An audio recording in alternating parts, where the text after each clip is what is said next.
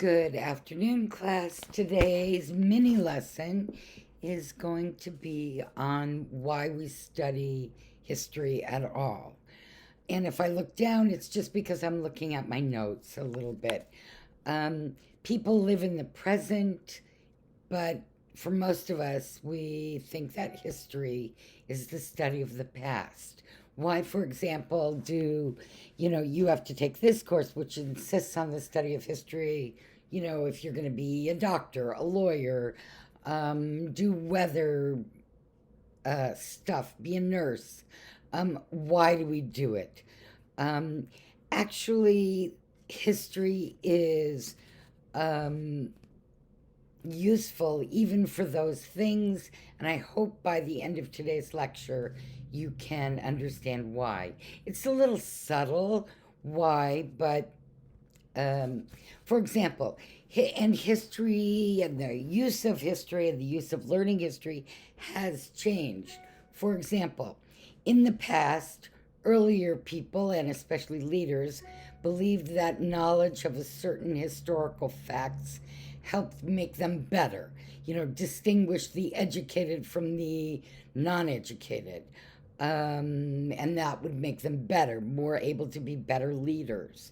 History was seen as kind of a screening device in many societies, and that includes China, the US, elsewhere, and it still exists to some degree. For example, if history told us we were the dominant people in the world, well, that tells us something about ourselves we could take pride in. If history says, oh, white people are the only people that are educated, well, that must mean white people are better, for example.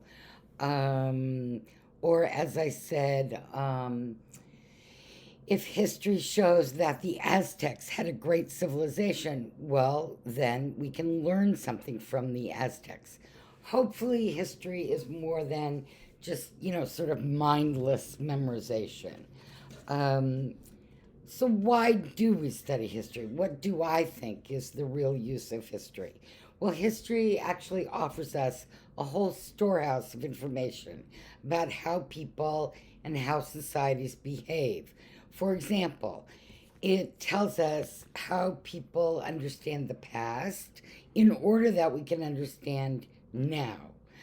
For example, how do we understand war in a time of peace? How do we understand historical information and put that together?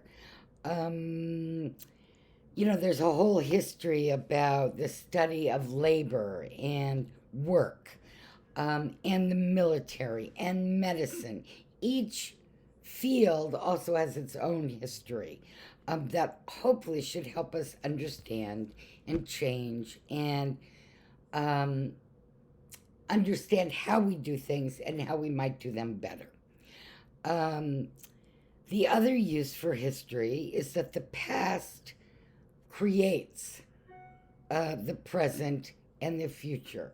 For example, grudges between, I don't know, Croatians and Bosnians, even though they lived together for a long time very peacefully in the past, were drummed up to the present, created such a conflict that it brought about war, and therefore it has created new boundaries for the future. A gas shortage in the past has influenced the kind of cars and energy efficiency we put into our cars and therefore the environment. We look for factors that shape the past in order to do better in the present and in the future. So history actually alters results. The causes of something, for example, perhaps we can change that. The most obvious thing right now, and that's going to be kind of interesting for you in this course, is we will be discussing not just pandemics, but plagues, how we understand the plagues, how they influence the past, how we deal with them in the present in the past, in the present, can influence the future. We know what to avoid in, when we have a pandemic and what we can learn from them. So these are all ways in which we can understand history. One, as a storehouse of information about how people and societies behave. Two, as a study of the past that causes us perhaps to change the present and the future. And here are a couple other ways in which history is interesting. We can use history as art or entertainment. For example, biography, military history. You guys have probably seen tons of movies about the Civil War or World War I or the Vietnam War. Each of them has probably a perspective, a view on history. Costumes give us a different sense of the way people lived in a different time. For example, I watched a movie once by Martin Scorsese, I can't even remember what it was called, about the past in the 1800s in New York. And I'll never forget that a woman got out of a carriage, stepped on the street. It was in the sewer with, muck, mire, mud. It was disgusting. But she had on high boots that tied up, which tells us probably why costumes or dress was worn in that period of time, because that probably happened quite often. Every time you stepped out of your house, you were stepping into sewage. Okay, then there is, of course, the study of art, but all of that does teaches us, like number one, the way in which we learn about societies and about people, and of course, about ourselves. Then, of course, there is perspective. The way in which we see history can make a difference in our lives. Like if I see history as my having been discriminated against for months and years and generations, then my own history, my perspective of my history, the way I'm seeing my history will probably influence my actions in the present. Okay, number 4. Well, shall we review them? A way of looking at people, groups of people, how they influence themselves. Number 2 was looking at certain things in the past in order to influence the present and the future. Then, of course, we can look at history, kind of, observe it as entertainment. And 4, history contributes to our moral understanding. For example, I would say that, when the Constitution was written, women, for example, were not allowed to vote. And why was that? Because they were considered definitely, and neither were African American people, because one was considered property, one was considered just not perhaps property or not worthy of the vote. People who didn't own property initially in this country couldn't vote. Ordinary people. So we can study history as a way to understand the status of people. Who were the heroes? Who were the ordinary people? Etc.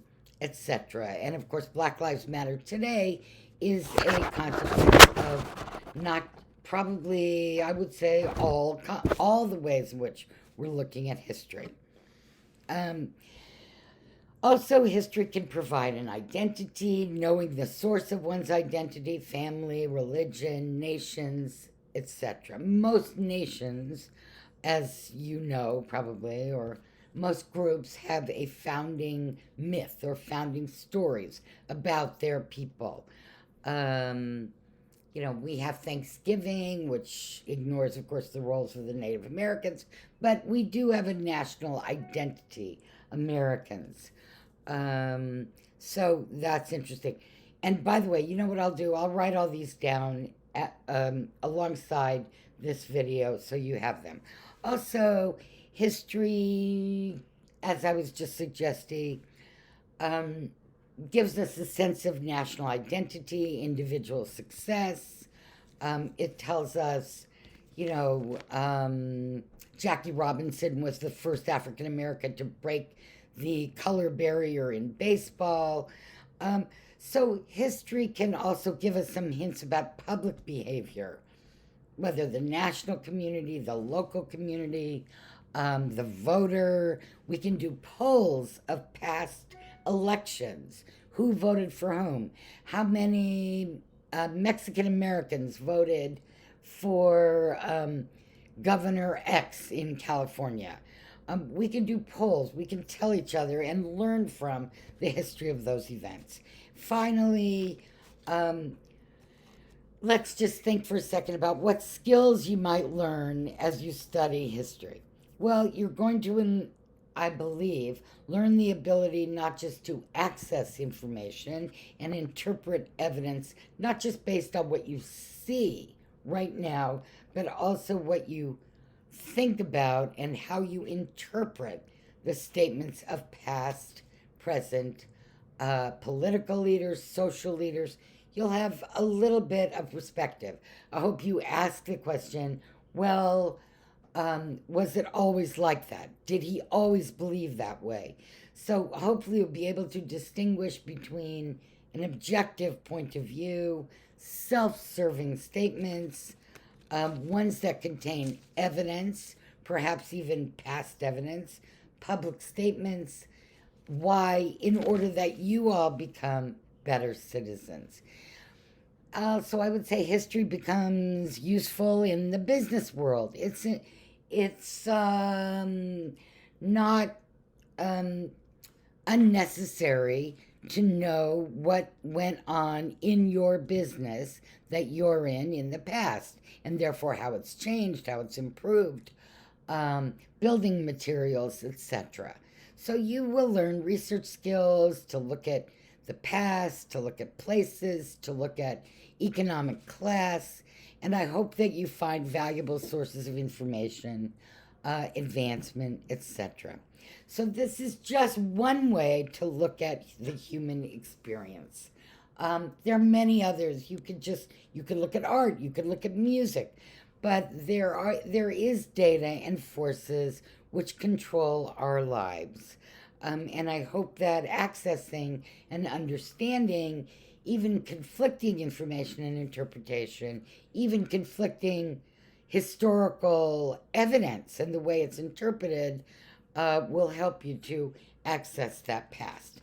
Now, the last thing I want to say in this mini lecture is that studying history changes. For example, we used to believe that Noah's Ark was an ark, or we believed, at least when I was in school, that there was a real ark that was discovered in Turkey on Mount Ararat, and that was Noah's Ark. So it confirmed, not only did it confirm the story of Noah, it might have confirmed part of the story of the Old Testament. But now now scientists, through doing research, have discovered no, the ark or the boat, the ship, whatever, that landed in Mount Ararat was not Noah's Ark. It was another ark from a much later flood. So science can influence history and the way in which we interpret it. And in this chapter, chapter 1 in particular, we are going to learn that the archaeologists, the anthropologists, other sciences clearly influence the way in which we see the Old Testament, the New Testament, and history. So let's just let's think of another way in which science, changes in science influence history. For example, carbon dating. Like we can date trees now using those rings when they did it. We can use carbon dating in the soil to understand when it was that a certain village existed. And this chapter that we're going to read is dependent upon a lot of scientific evidence, meaning especially in archaeology and anthropology and even architecture. Once we understand the ways in which these old villages were built, we understand a lot about the ways in which these people lived. Okay, that is mini lecture number 2. 15 minutes, not too bad. Um, okay, speak to you soon. And please don't forget to sign up for your Norton class and also Norton site. I noticed not all of you did. Some of you have questions about that. I will try to deal with that with you, and send me your feedback. Thank you. Good morning, good afternoon, good evening.